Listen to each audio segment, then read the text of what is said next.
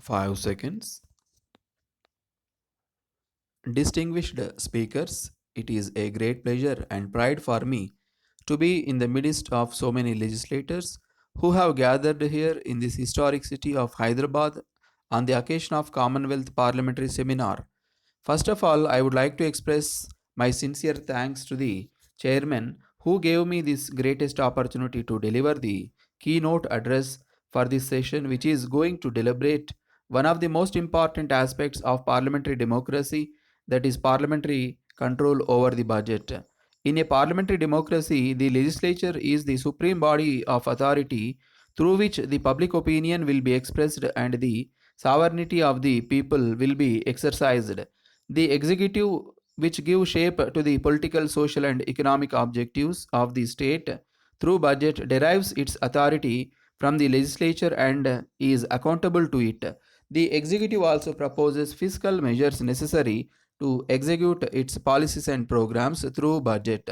It is the prerogative of the House to accept, reject, or modify the fiscal proposals of the executive presented before it. The legislature determines what money is to be raised and how it shall be spent. The executive is accountable to legislature regarding the way in which it has collected and spent the money given to it. The legislature will see that the appropriations have been applied to the purposes for which they had been approved and that the executive spends the money within the scope of the demand. In short, we can say that the legislature will see that not even a single paise is spent by the executive without its approval and authority. Generally speaking, the control of the legislature over the budget starts during the very stage of the consideration of the budget when it is presented to the House.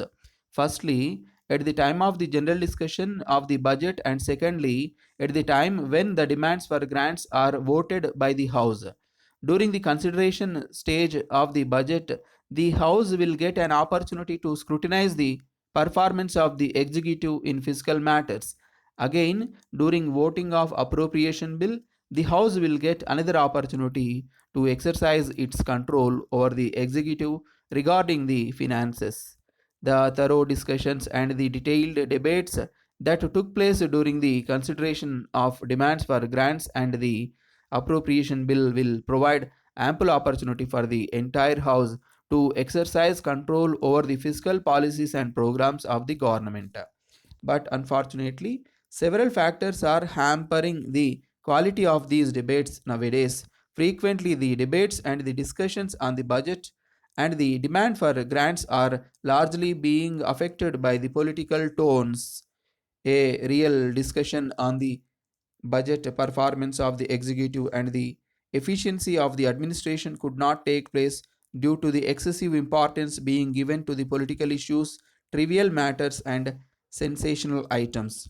Many a time members are resorting to discuss local issues rather than larger issues of public importance. Moreover, the larger size of the legislature and the paucity of time at the disposal of the House are some of the factors that are putting great hindrances in the way of exercising an effective control of the legislature over the budget and the fiscal matters of the government. To avoid these problems and to bring an effective check of the legislature over executive in the matter of the budget and the finances, we in India evolved a well organized system of financial committees both in parliament and as well as in state legislatures. Three financial committees, popularly known as the Committee on Public Accounts, the Committee on Estate, and the Committee on Public Undertakings, have been constituted to bring an effective control of legislature over budget and the finances. The Public Accounts Committee will scrutinize the spending of the government with the help of the reports of Controller and Auditor General. The committee will ascertain whether or not the money voted by the legislature has been spent by the government within the scope of the demand. If it found any lapses, it will bring the same to the notice of the House by presenting its report. Generally, the committee will not look into the matters of policy, but wherever there is waste in carrying out the policy by the administration and the cases of financial irregularities, the committee will take up those cases for scrutiny and express its firm opinion to the House.